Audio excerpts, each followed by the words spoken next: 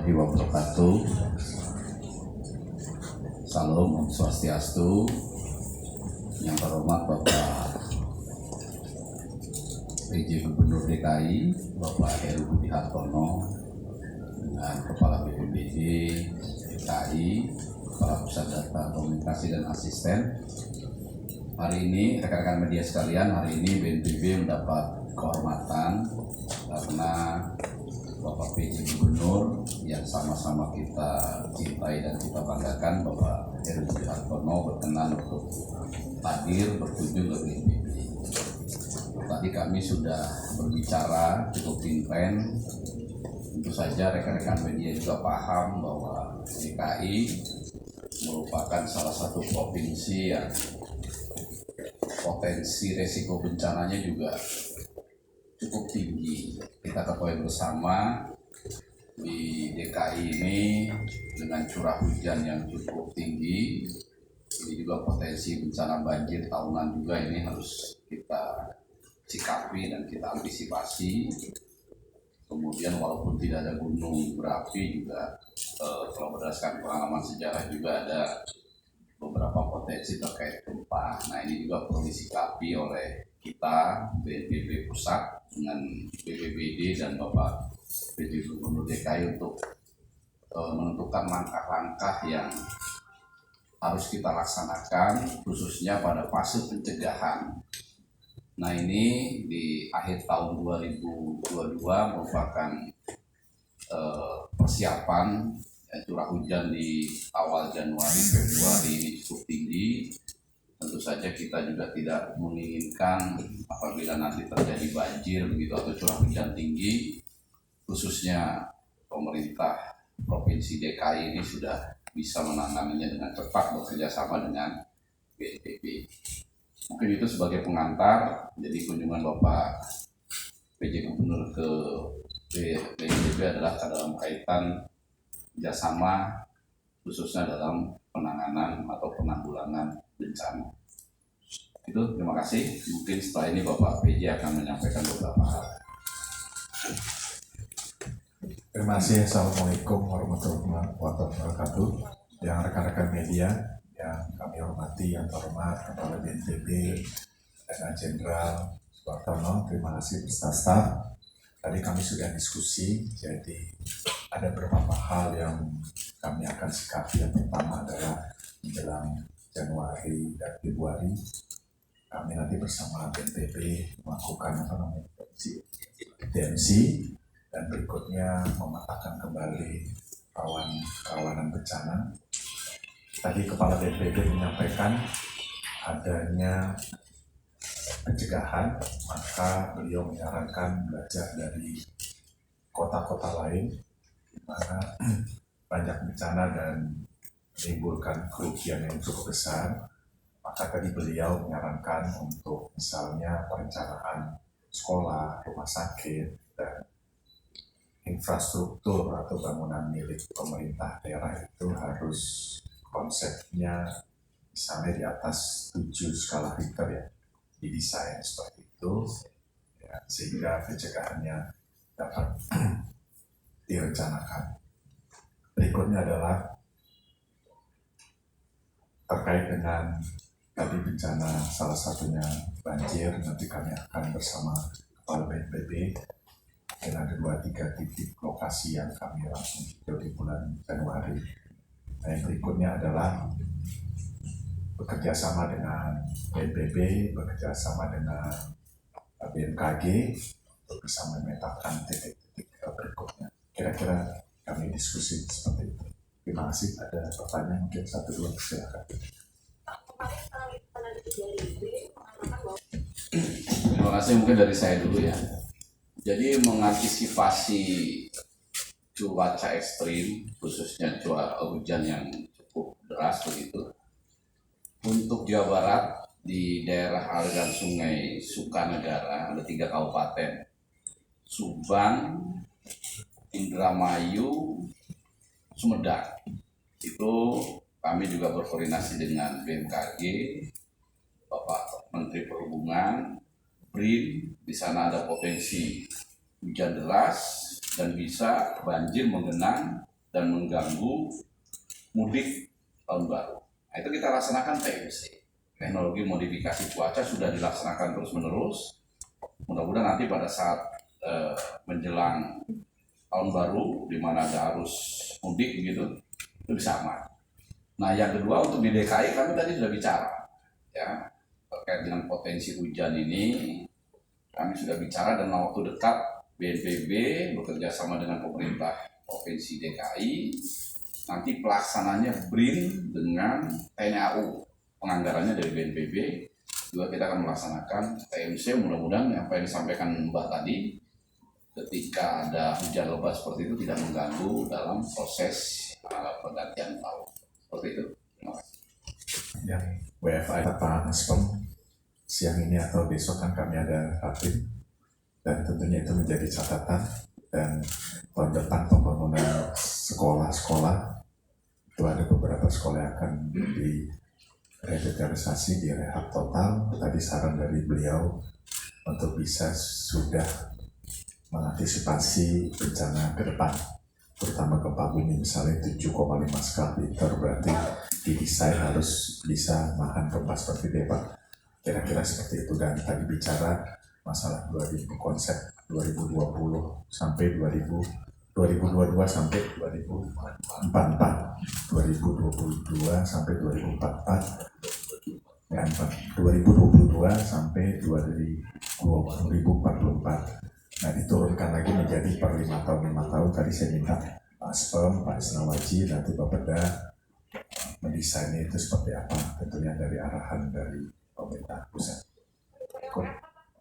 Ya, kalau WFA kan kita kemarin Pak Isnawaji sudah bagus tuh menyampaikan berita kondisi cuaca dari tanggal 23 sampai 27, nanti mungkin tanggal 30 sampai tanggal 2 itu parsial. Nanti kita himbau kalau tadi ada bencana puting beliung bisa melalui PPID menjelaskan, mengkondisikan masing-masing pihak karyawan swasta untuk bisa work from home, menghindari kemacetan, bencana, dan pemborosan lah, kira-kira seperti itu. Ya, cukup, masih.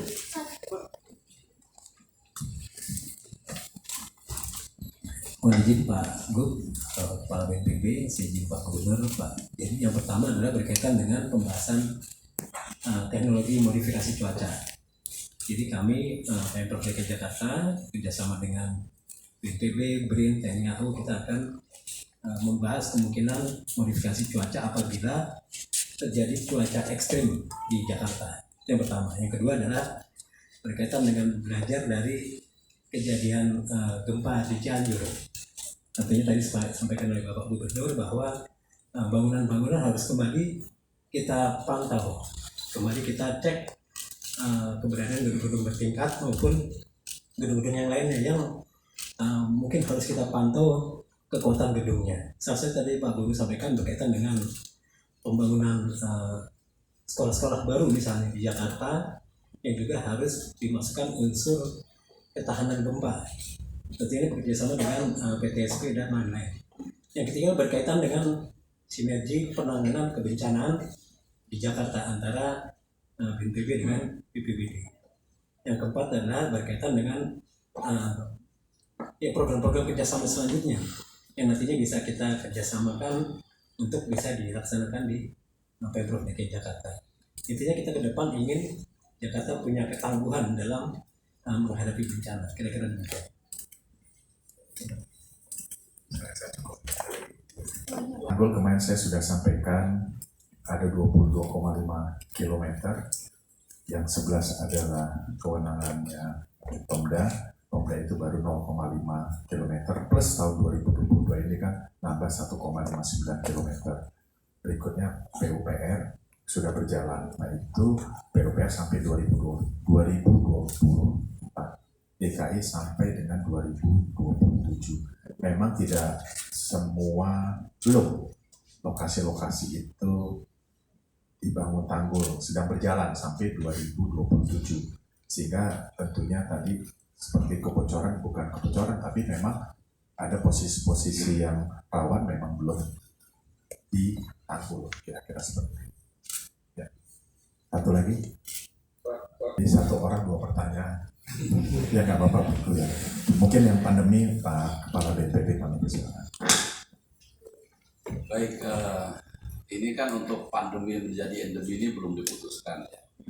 Presiden juga masih kira-kira kalau PPKM ini dihentikan seperti apa, nanti akan disampaikan secara resmi. Dan mungkin sekarang beredar juga kemarin terkait dengan Wisma Atlet ya, mungkin perlu saya sampaikan juga. Memang Wisma Atlet ini kan selama ini beberapa tower, 7 tower itu beroperasional. Setelah kurang lebih 3 bulan terakhir, tower-tower yang lain ini sudah tidak ada pasien. Bahkan kemarin hanya tinggal 4 orang yang dirawat di tower 5. Maunya BNPB itu segera ditutup semua, karena kan itu membebani anggaran ya untuk efisiensi. Tapi kita juga ingin tahu gimana perkembangan ke depan. Kalau kita lihat kan rekan-rekan media juga tahu, mungkin negara-negara lain juga ada yang melonjak ya. Seperti mungkin media memberitakan ada di Cina, ada di Jepang. Nah, kita juga sebagai kontingensi untuk pengoperasionalan Wisma Atlet selama ini kan ditangani oleh Kodam Jaya. Nah, itu yang sementara dihentikan gitu untuk efisiensi. Tetapi satu tower, ada tower 6 yang masih ada pasiennya 4 itu, ini tetap kita hidupkan di bawah Kapuskes TNI nanti yang mengoperasionalkannya. Kita lihat ya, rencana kami sampai 3 bulan ke depan lah, Januari, Februari, Maret, mudah-mudahan memang kondisi terkendali terus, tidak ada lonjakan, nanti akan disampaikan untuk tindakan selanjutnya. Itu juga sebagai salah satu antisipasi atau langkah yang kita lakukan apabila disampaikan transisi menuju dari pandemi menuju endemi. Tetapi endemi itu bukan Indonesia yang bisa menyampaikan, karena itu global, jadi nanti harus dari WHO ya. Kemudian fasilitas-fasilitas kesehatan yang lain seperti rumah sakit Galang, kita ingat di Kepulauan Riau dulu juga itu untuk merawat pasien COVID, itu pun sekarang sudah dihentikan oleh BNPB dan dikembalikan kepada Kementerian Pertahanan. Nah, sekarang Kementerian Pertahanan yang mengelola Pulau Galang, tentu saja nanti ke depan itu akan digunakan untuk kegiatan-kegiatan lain yang tidak berkaitan dengan penanganan COVID-19, atau nanti membuat apa nanti kita lihat ke depannya seperti apa. Mungkin itu yang bisa kami jawab. Terima kasih. Satu lagi tadi sebenarnya sudah dijawab potensi tanggal 28. Jadi siang ini nanti Pak Isnawaji koordinasi dengan tadi BRIN, AU siang ini untuk bisa mengantisipasi yang tanggal 28 dan seterusnya. Mungkin kita pecah dengan konsep yang dan pengurukan kali. Mudah-mudahan tidak terbebani, tidak datanglah bencana itu ke Jakarta. Saya rasa itu terakhir karena kebijakan penanggulangan bencana itu sudah rutin. Ya. Cukup saya rasa. BNPB mungkin. Baik, rekan-rekan media mungkin disampaikan ke seluruh masyarakat ya, belajar dari pengalaman terjadinya bencana, khususnya cuaca ekstrim, tanah longsor, banjir, itu kejadiannya itu tidak dalam waktu lama ya. Kalau kita lihat bencana Cianjur 7 detik ya, kejadian gempa 7 detik, akibatnya sampai 60.000 rumah lebih yang hancur, yang meninggal 600 lebih.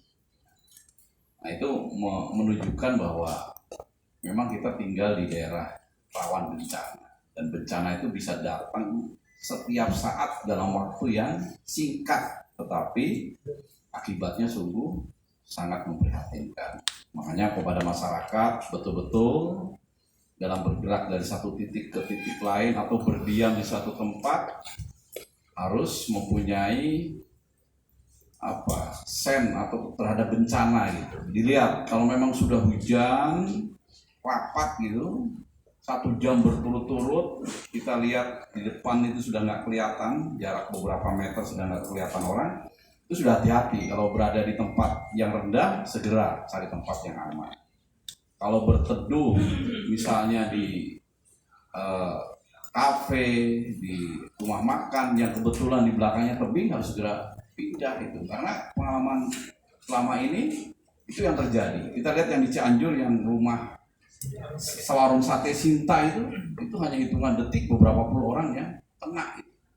Ini juga mungkin melalui media, bukan yang hadir banyak, ini sampaikan ke masyarakat, boleh saja berwisata, boleh saja berlibur, tetapi lihat cuaca, ya lihat kondisi, jangan maksa. Kalau sudah hujan ya berhenti, kalau berada di kerendahan lari ke tempat ketinggian, kalau di tempat yang sempit sembunyi di tempat yang terbuka. Termasuk juga yang tinggal di lembah, ya. Kalau sudah hujan berturut-turut ya sementara tinggalkan rumahnya, sementara mengungsi ke tetangganya yang kebetulan mempunyai rumah atau tempat yang tidak berada di bawah tebing. Mungkin seperti itu himbauannya. Terima kasih. Itu tadi poin yang kami bicarakan juga kepada kepala BNPB, diskusi. Pak Isnaji akan ke lapangan, tentunya kita fasilitasi dapur umum, tempat pengungsian, dan nanti ada bantuan. Kami akan bekerja status rumah. Itu masih cukup, saya rasa nanti nggak pulang-pulang saya nggak. Kami jelaskan banyak, bisa TMC, bisa imbauan, nanti Pak Isnaji selaku Kepala BNPB menjelaskan, memberikan informasi, tapi juga ditambah Kepala BNPB untuk menghindari kondisi-kondisi yang rawan, dan tentunya kalau memang jam kerja masing-masing swasta bisa mengambil kebijakan untuk work from home. Saya rasa itu masih cukup. Jadi tetap sesuai skenario, tetapi perkembangan cuaca nanti kami lihat. Hari ini kami kumpul lagi dengan yang terkait untuk bahas. Kami setiap pagi melihat kondisi cuaca. Terima kasih Pak Kepala BNPB, kami pamit, jadi nggak selesai. Terima kasih. Assalamualaikum warahmatullahi wabarakatuh.